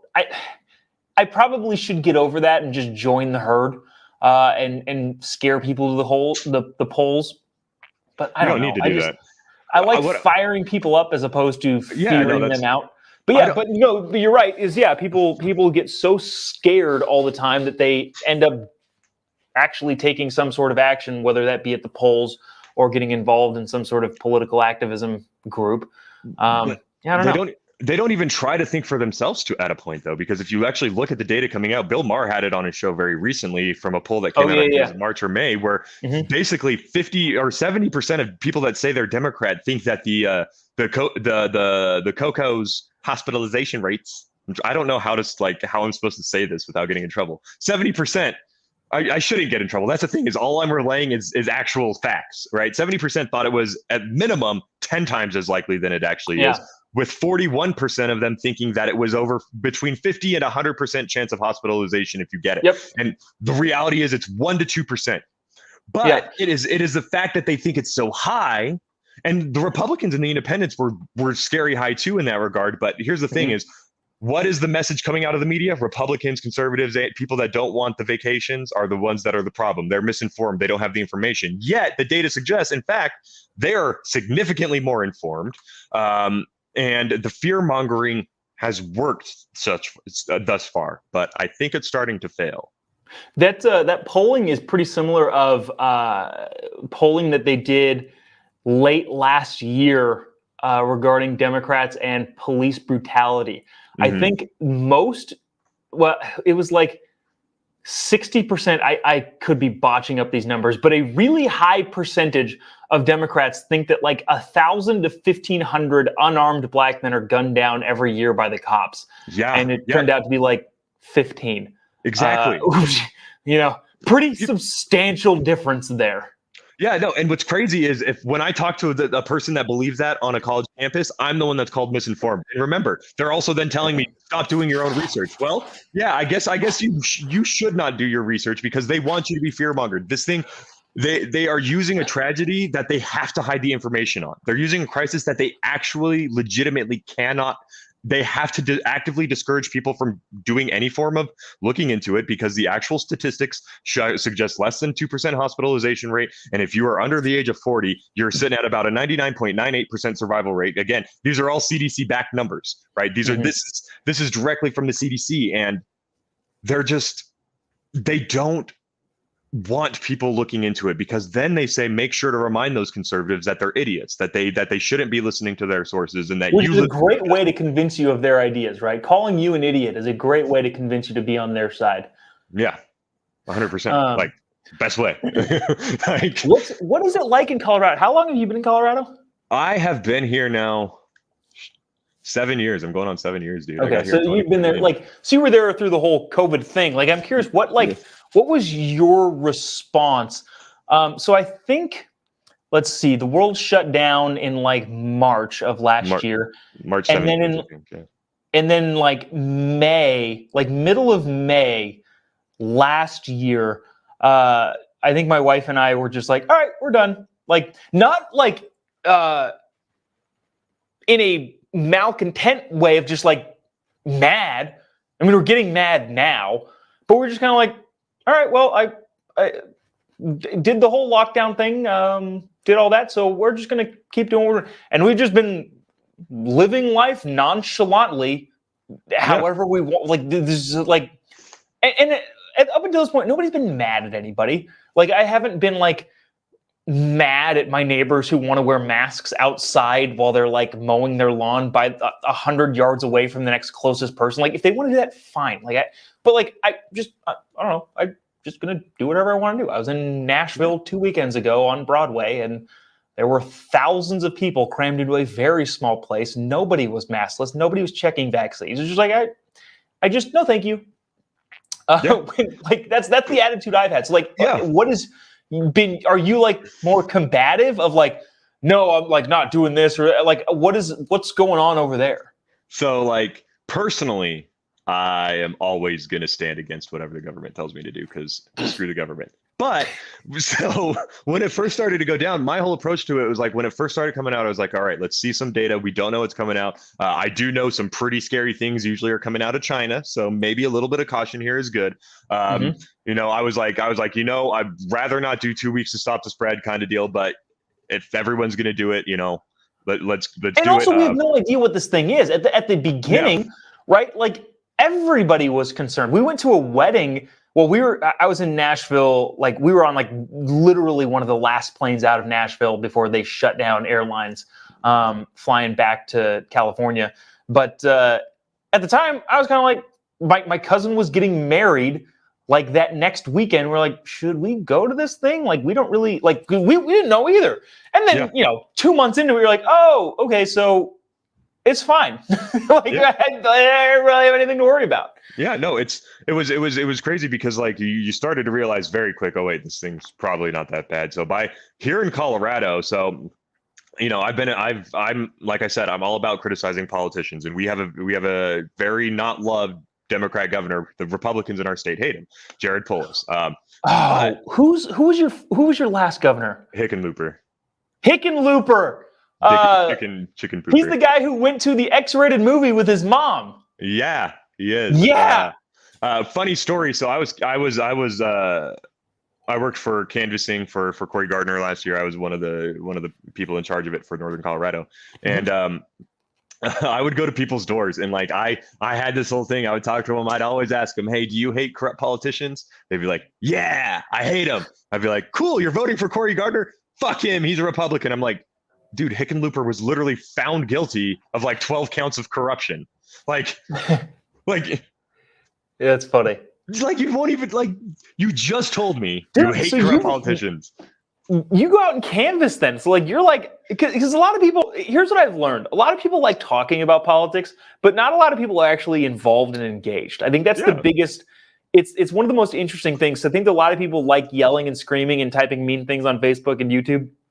But I could count on one hand how many people I know that actually volunteer and go canvass. I don't do it necessarily because that's my job. So it'd be difficult to volunteer, do something for free that I work at. Yeah. But for the majority of people that I talk to, you're actually out there canvassing and spending your own time and probably gas money and food and all that sort of stuff to get out there. I mean, there's a lot of really like motivated people. I've been doing Turning Point on my campus because like I truly believe in directly talking to people. Like the reason I do this is just to put ideas out there. I want people to be able to listen to conversations like this, hear ideas, hear new thoughts, hear new perspectives. Something one of us is going to say in this is going to have some level of impact on someone. And that to me is important because if we are going to do anything about the climate of politics in America, it must be grassroots. The only way we are ever going to unite around the idea that, hey, we have a corrupt elite trying to crush us from the top up, political, economic, and cultural elite that is absolutely trying to maintain a status quo that keeps us down. The only way we can actually do that is at the grassroots level, because they're going to stop any attempt to actually do it from, a popular cultural level. Right. So I love going out on campus. Basically 12 hours a week, every week for the last 3.5 years. I've been standing on my campus's plaza trying to talk to students, man, about politics, about their beliefs and stuff like that, because like that's the way you truly impact stuff. And so this is just from this is probably not new information to you, but maybe anybody listening to this, it might be. In the actual political consulting game, and I call it a game because that's what it is. It's the most competitive, most aggressive game that unlike business, political campaigns have a definitive winner and loser. Like a business, you can make a sale, you can lose a sale, you can go on and continue doing a thing.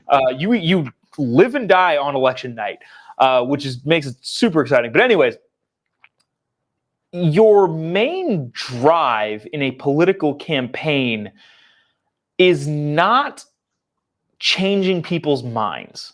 It's not convincing somebody who believed one thing to another. You, as a former Bernie bro, into a whatever sort of brand of conservatism, whatever you want to call yourself now, is more of an anomaly. Sure, is an anomaly. The objective from a campaign side is to get people who are going to vote for your candidate to show up, and get people who are going to vote for the other candidate to not show up.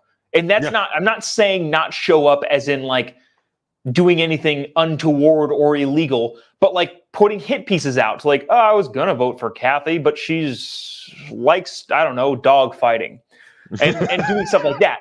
So the objective is never to try and convince.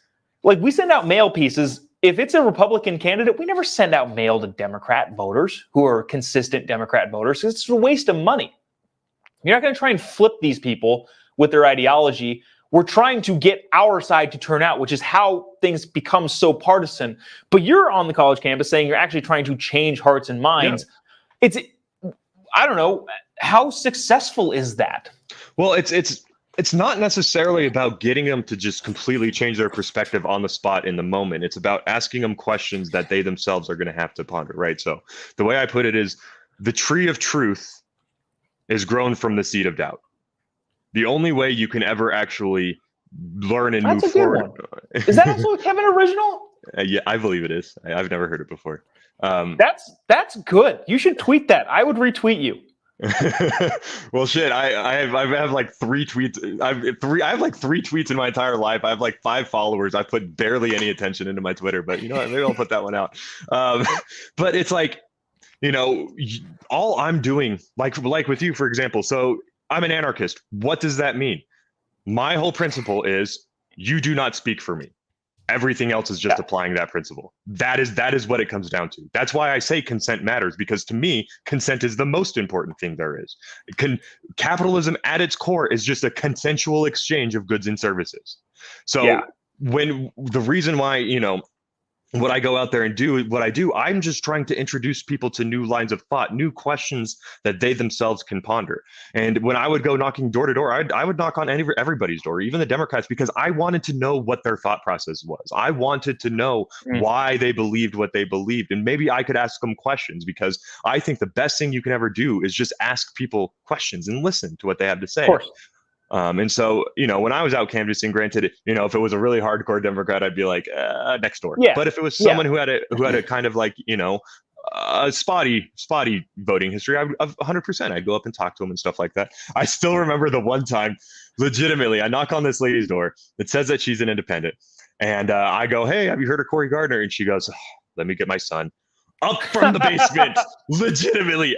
Up from the basement comes this like 275-pound dude. Is like, legitimately, I looked at him, I go, I am simultaneously so blown away. And it's like, why? Because why did she want to get her son? Because her son like would agree with you, or because you needed to talk some sense into her son? He was a super socialist and immediately came to the door and started calling me an evil racist and a horrible person, and that my ideas were such trash. And I was like, but why? Like, can you explain that to me? He goes, he was talking about like he goes, the voter ID is racist. And I'm like, why do you think black people can't get IDs? What makes black people incapable of getting IDs?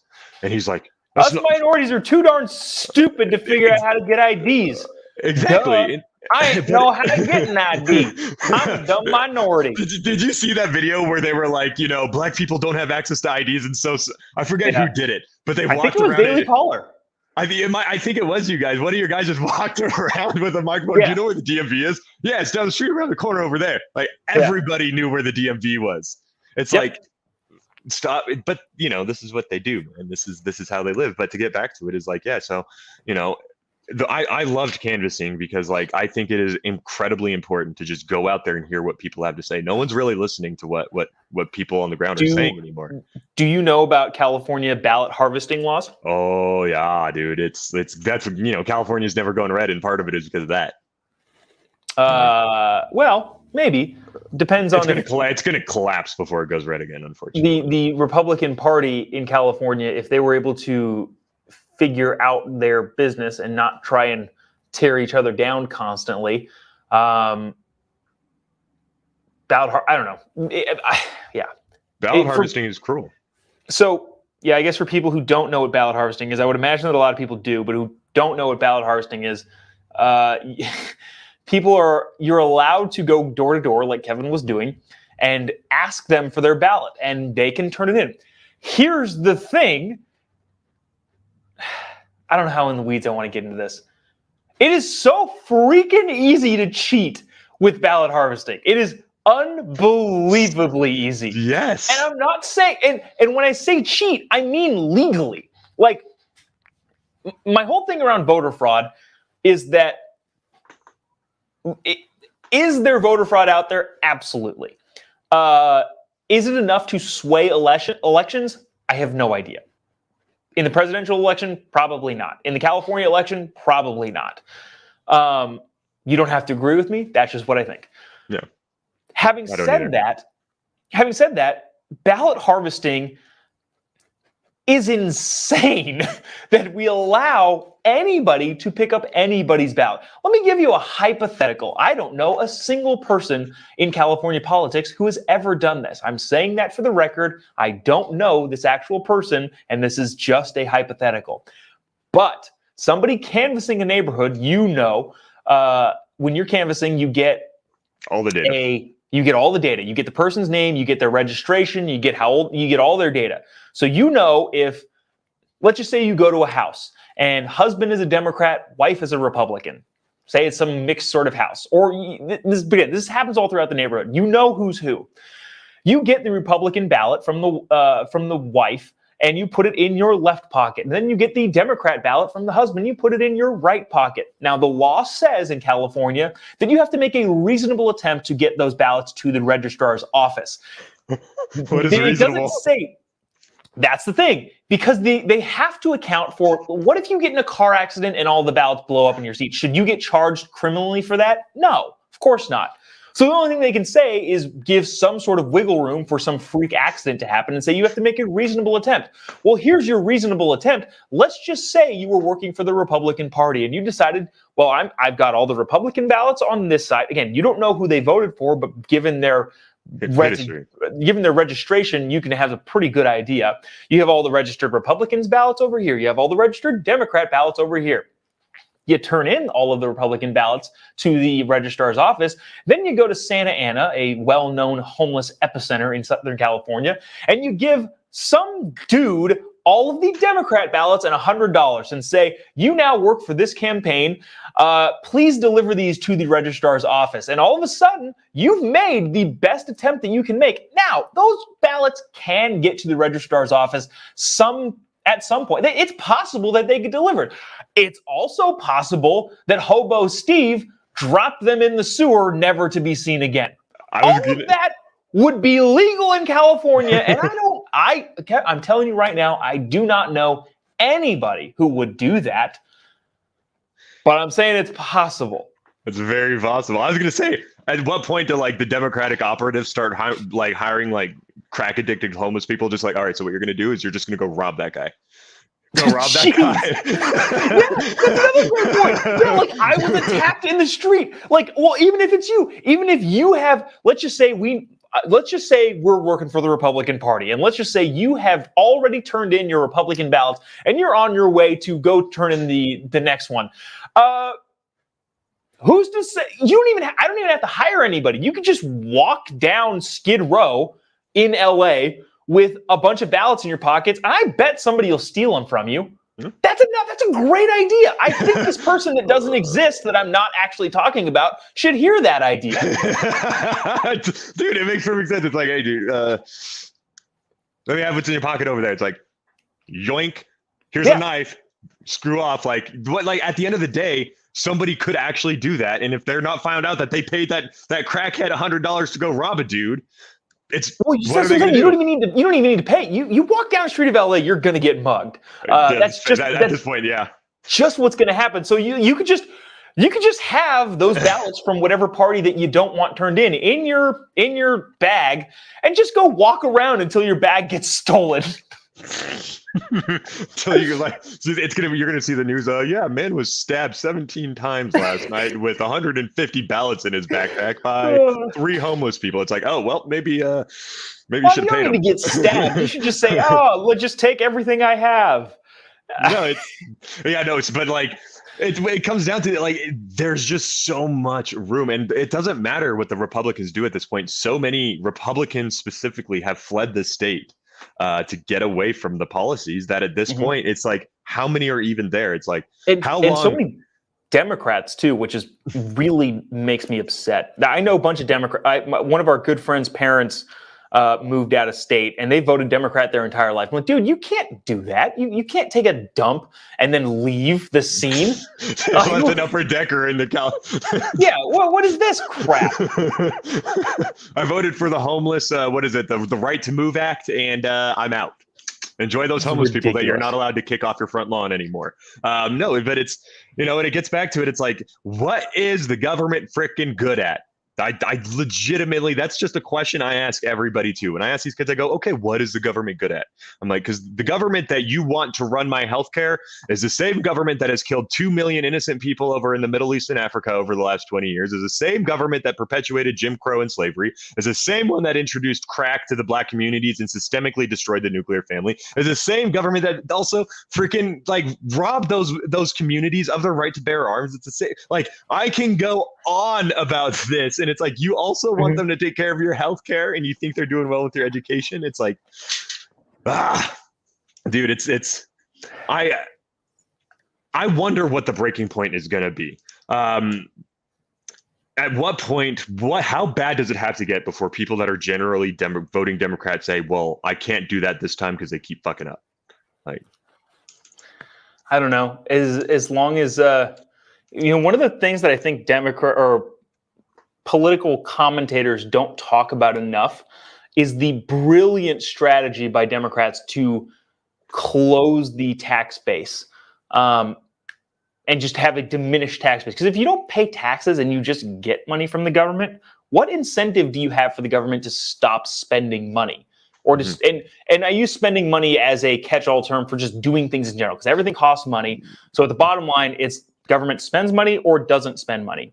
And if you have no skin in the game because you haven't paid income tax, it was like 67% of Americans didn't pay income tax this year or this past 2020, which is insane. It was unbelievable. Why would those 67% ever vote for any less government? Because they're not. It doesn't matter. They're not paying for it. They don't care. Nope. Yeah, I think it's only the top 20% actually contribute to the tax system. I think it's only 20% of Americans actually contribute. And the top 5% pay 80% of the taxes, which is is what it is. All I hear is that the rich are definitely paying their fair share. When I hear someone who doesn't pay taxes say that tax rich, because here's the thing: is right now, I getting out of the military. I'm on the GI Bill. I have government disability. I will never advocate for increased government spending. I will never argue against the rich because I'm not stupid enough to granted, it's different when it's veterans disability, right? But at the same time, well, the VA does a phenomenal job, and there's no corruption or waste or misuse or mismanagement at all in the VA. None whatsoever. It's a flawless organization.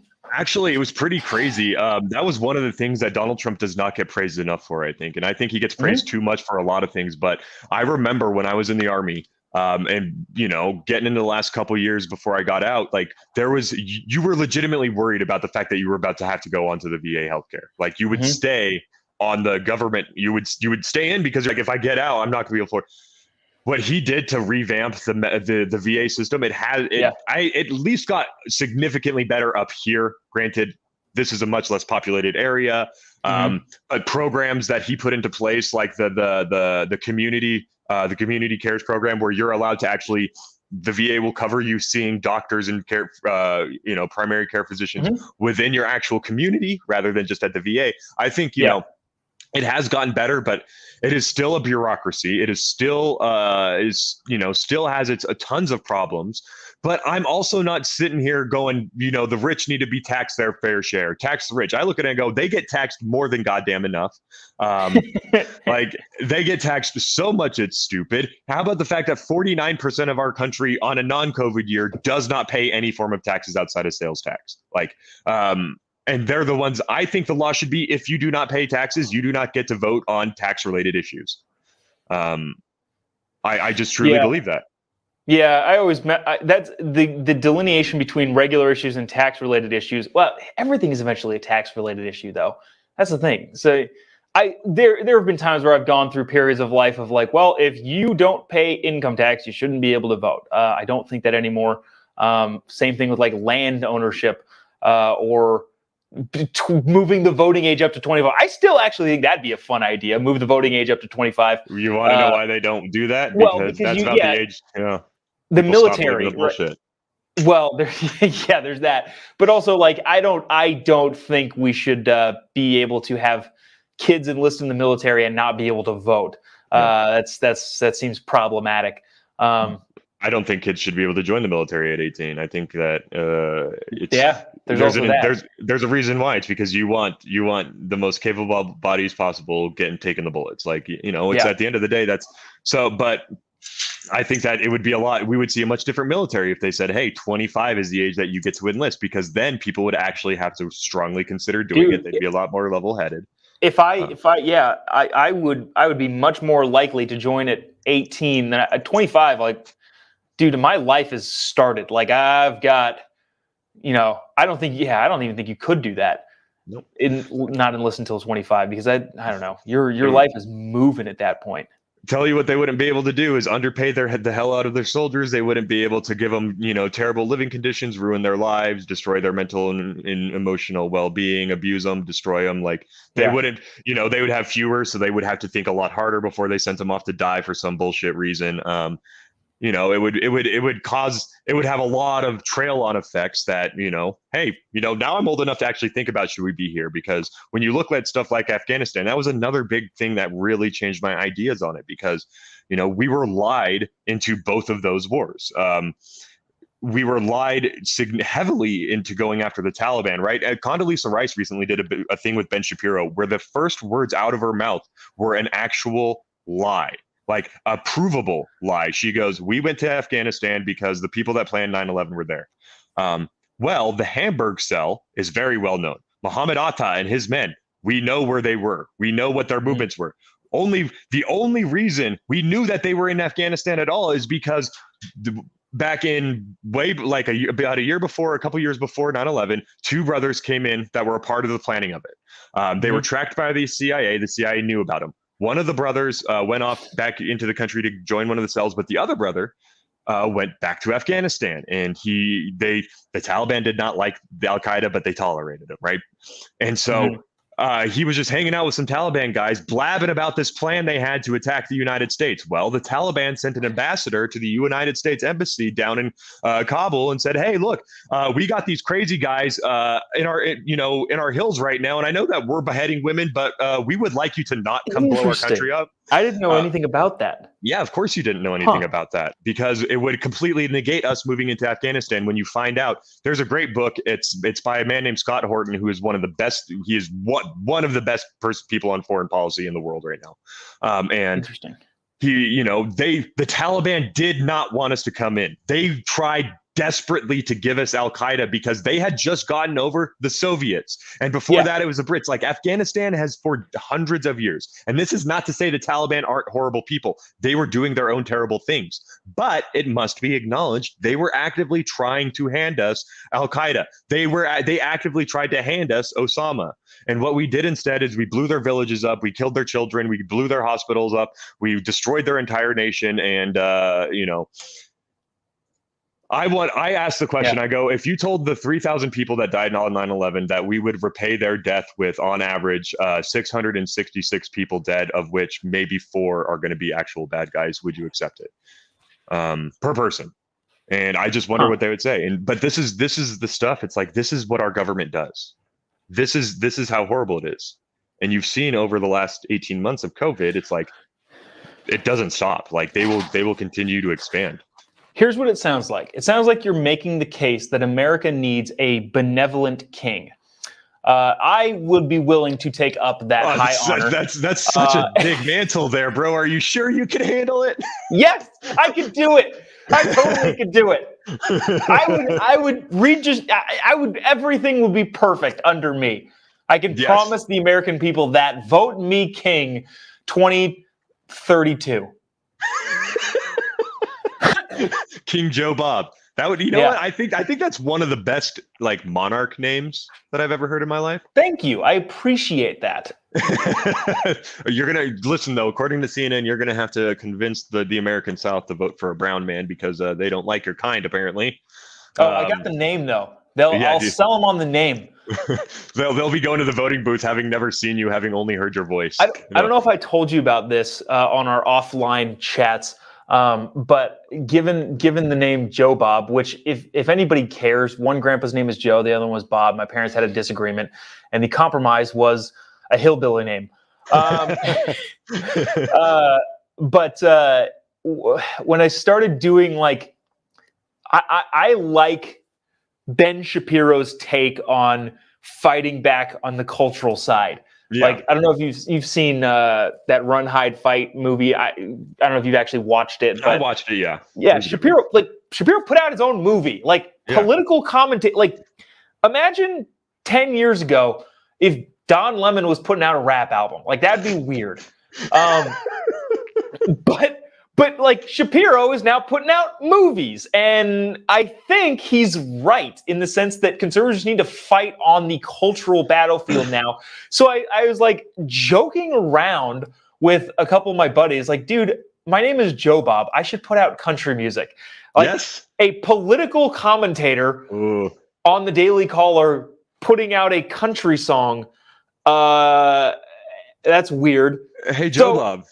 Yeah. Have you ever worked for like a major multimedia international company? I don't know if you're getting at something here, but there was always the rumor that you used to work for Disney back in the day. I don't know what work for means. There were some negotiations back and forth. Clearly, none of it worked out. But I tried to do the whole Disney pop star music thing. When I say I tried, it was a concerted family effort back in the day. But anyways, back to this point here, because I think there are no rules anymore, putting out a country music song next Friday. Dude, because why not? Like, there's no rules. And on top of that, we're not to make this like a big announcement forum, but like, because this is not new information, but we're also doing a comedy tour because I also dabbled in stand-up comedy.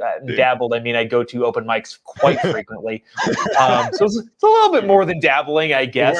I'll come watch you next time I'm in Cali. We're setting up dates now. We will probably be, where are you? Are you in Denver? Is that where Colorado is? Yeah, well, that's our capital, yeah. So I'm in Fort Collins, so I'm about an hour north of Denver. Got it. All right, maybe we'll put Fort Collins on the map. But we're doing this. It's a great college town, man. I swear, it's awesome. I don't know if college town is going to be good for this comedy tour. Dude, I'll bring you to my freaking campus. I don't care. It's called the Star Spangled Banter Tour. And we're in the process of getting booked. But anyway, this is all just to say that, like, now you can be a political, at least I think and I hope, you can be a political commentator and then go to Nashville and do a country concert and then do a stand-up comedy gig all in the same day. That's actually my goal. My goal is to do my Daily Caller show that I do every morning, and then go from there to do a stand-up gig, and then go from there to go DJ a nightclub. Like, I think that's like peak success. Dude, I'll join you for the ride on that one. You head over to Nashville and do it, and I'll be there, man. Because I'm not even joking. I will bring the Star Spangled Banter Tour to Colorado State. I don't give a crap, man. I'm also not kidding either. Like, that is something that we would love to do. We've got a pretty good apparatus in terms of like our ticket sales and all that sort of stuff, kind of already in the works. But 100-person Fort Collins show sounds pretty doable. And would probably get us all out there. If we're promoting it, you'd get at least 100 protesters. I'll tell you that much. Dude, fine. Yeah, that's fine. I'll go have lunch with them. I like protesters. We had a Donald Trump and Charlie Kirk event that we had about 4,000 people show up for, 4,000 or 5,000 people show up for. And my God, there was like 800 to 1,000 of them were just standing across the street protesting at us. It is so wonderful to see, man. It's just so much fun. That's funny. I've got some interesting protest stories that I happen to be somewhere in the middle of. Somehow I wound up in a room with me, two other dudes I didn't know, and Milo Yiannopoulos. Sounds like the start of a really great. Never.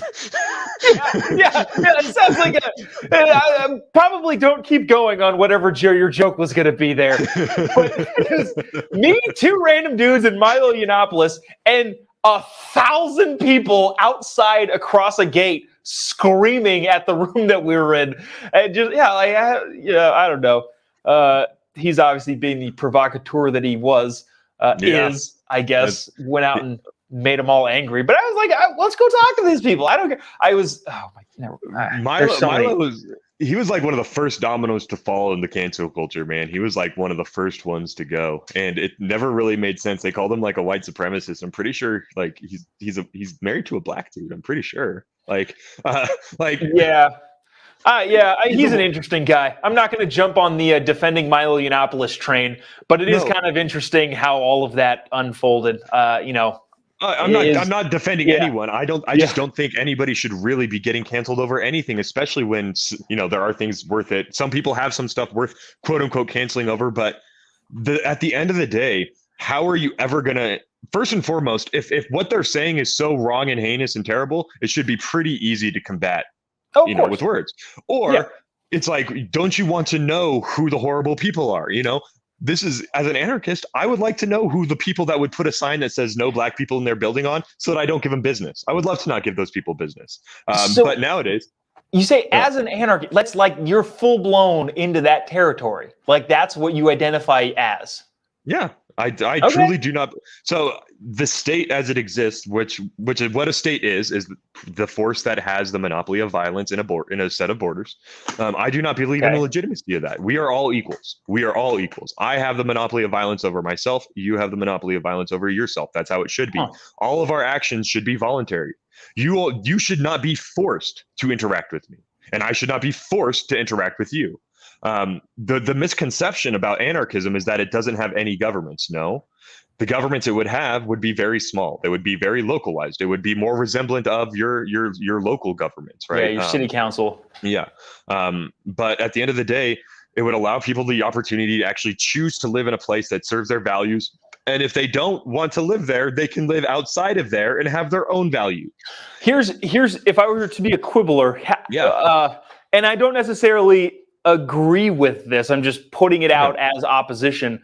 How do you then assemble a protection agency, call it a military if you want, that would fend off or be able to fend off a Russia or a China, which if Putin were able to, if your dreams came to fruition and everything was localized and super small, and Putin saw that, he'd just come in and take over. How does that get stopped? Well, first and foremost, you have to acknowledge why it is we have enemies around the globe. Most of it is almost exclusively because of our own actions around the globe, right? If you want to know why the 9/11 terrorists, you want to know do you know what what he stated his motivation for why he hated the United States was? No. Yeah, it wasn't because people like Beyonce were dancing half naked on stages. It was because of our presence in Saudi Arabia and the fact that we were funding Israel's military actions throughout the area, and that we were going over there and killing Muslims. That's why Osama bin Laden wanted to kill us.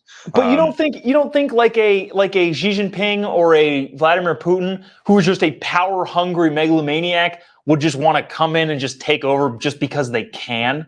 Do you not think that every private corporation in America would be incentivized to ensure that the place that allows them to have the most business is also able to have a defense? Except this case, it would be privatized. It would be so. This is the problem. Is then it doesn't it then okay? So good, right? The military, I guess, then gets privatized by people who have a vested interest in protecting their assets that they have. Okay, who heads that up? Well, it's got to be this guy. And then company B goes, well, why isn't it this guy? Okay, let's have a vote on who heads that up. And then all of a sudden, now you have a governing body that votes on the person or the people that are in charge of protecting, in which case turns into what the founding fathers probably would have wanted the federal government to be. Obviously, it's bloated past that. But how does serving your own self-interest not devolve back into federal government. Well, because here's the thing is because when you are the monopoly of your own violence, right, you are the one defending yourself, right? I have my own guns. Millions upon millions upon millions of Americans would have their own guns. There is the part of the reason why no one's ever going to try to invade us is not simply because of our military presence, but also the fact that the American people are the most armed populace in the world. We are. The thing is so long as we aren't going out and interfering in literally everybody else's business, what reason would they have to attack us? It's what reason, why would they want to destroy us other than to destroy us? Because you're not going to be able to take over America. You're not just going to be able to take our land. We have the most defensible land mass in the world. On one side of our nation is, you have the entire Sierra Nevadas, and below the Sierra Nevadas, you have the world's most inhospitable desert. And then you go beyond the world's most inhospitable desert and you reach another, multi-thousand mile long mountain chain. At the end of the day, the military question is a tough one because there is no chance at all that I'm going to get my wish. There's no chance that I'm going to get my wish. So in principle, I am an anarchist. And so I take the idea of you do not speak for me and I argue its value when I'm arguing against policy because somebody needs to have the perspective that, hey, this government that you're arguing is so good and great, it's actually an inherent evil. So know that when you're crafting this policy, know that you are robbing people of their rights, know how you are robbing people of their rights. I know practically speaking, we're not going to turn into an anarchist nation. That does not mean that the principles behind my beliefs are not valid. Therefore, it shouldn't be put into the mix because being able to craft government policy that is able to respect people's liberties while at the same time incentivizing the goal you're looking for is one of the toughest jobs there is. And very few people speak enough on the personal liberty side from an actual strong position because there's always some level of hypocrisy with it. You look at the Republicans and Democrats, they're both big government and they're both small government, but it's just varying to which degree. Interesting. Yeah. Good to know.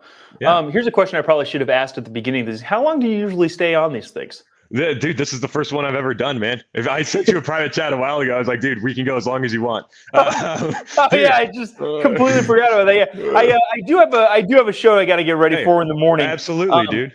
But dude, let's maybe a good stopping point. But I'd love to come back and do whatever it is that you're doing. Currently, right now, I am trying to fill up my calendar. When that calendar gets full, then I might be like, all right, well, let's space this out a little bit. But at this point, the whole Daily Caller thing is brand new, and I have very limited media attention in terms of any requests to do these sorts of things. So I like it. Dude. So. Yeah, I really appreciate coming on, man, and I'm absolutely more than willing to have you back whenever. I'm starting this thing, so I need to have guests. I don't know how much variety I'm going to be able to throw into my guests. So I love having this conversation. There's so much we didn't get to that I wanted to get to, and we broke off the conversation about the military, and we broke off the conversation about the charter schools. So we have. I would love to do this again, man. And this was the first episode, dude. And I think. Let me know if you want me to take the other side. Next time I come on, I can be the Jen Psaki of the Democrat Party and just argue all of your points with meaningless, emotional arguments. We're gonna have to circle back to that one. We'll get back. Yeah. We'll get back to you on that one. But not to get into other things. She's so good at what she does. She is a terrible, she is a horrible bad person for lying. But dang it, I wish Republicans had people as good as Jen Psaki and as good as Nancy Pelosi. Here's the thing. Nancy Pelosi is so good at what she does. She's wrong about everything, and I can't believe people vote for her, but she's very good at what her job is. Between now and the next time you're on here, listen to Michael Malice, listen to Dave Smith, and listen to Scott Horton. So Dave Smith is going to be the presidential nominee of the Libertarian Party next time around, most likely. Dang it. Did I tell you that one of my buddies is currently the most powerful elected libertarian in the country? Justin Amash? No, he's out. No, he's out. Jeff Hewitt. He's a supervisor in Riverside County. I think he's got 800,000 people in his district, effectively making him the most quote unquote powerful libertarian in the country because he's got the most people in his district. I'm gonna be kicking off the Libertarian Party here in Larimer County here soon, so We're trying to expand, dude. The Mises Caucus, like you definitely look into the Mises Caucus as well. The Libertarian Party is actually experiencing a pretty instrumental moment. People like Dave Smith, who I describe as he has the tenacity with the media of Donald Trump, with the intelligence and the wit of like anyone that isn't Donald Trump. But he's incredibly intelligent, great arguments. He's a comedian himself. But Michael Malice, he would be the press secretary. He is the single greatest troll there is, and he is so smart and sharp about it. And if you try to press him on it, he's gonna destroy you. And then Scott Horton, I really think there is no one better in foreign policy than Scott Horton. So those three men right there, I'll probably just end up sending you like real easy podcasts that they're on where that gives you a good idea of them. But they're like these ideas need to be put out there. They need to be heard because they are intentionally like stymied by the corp. Yeah. So, dude, I really appreciate you coming on, man. Yeah. Any words before you get out of here? Any plugs you got to do? I don't know. We got Daily Caller Live airs on at 11 a.m. Eastern time. So what is that? 10 a.m. 9 a.m. your time. Yeah, dude. 8 a.m. over here. We're up early putting all that show together every single day. We're getting some pretty big numbers, which has been interesting. I don't know how to, kind of catapulted into this whole Daily Caller Live thing. All of a sudden, like I go from like nobody reading my tweets to 1,000 people retweeting them, which is weird to me. I'll start putting out the Kevinisms. Well, I'll take one of those retweets from you, man.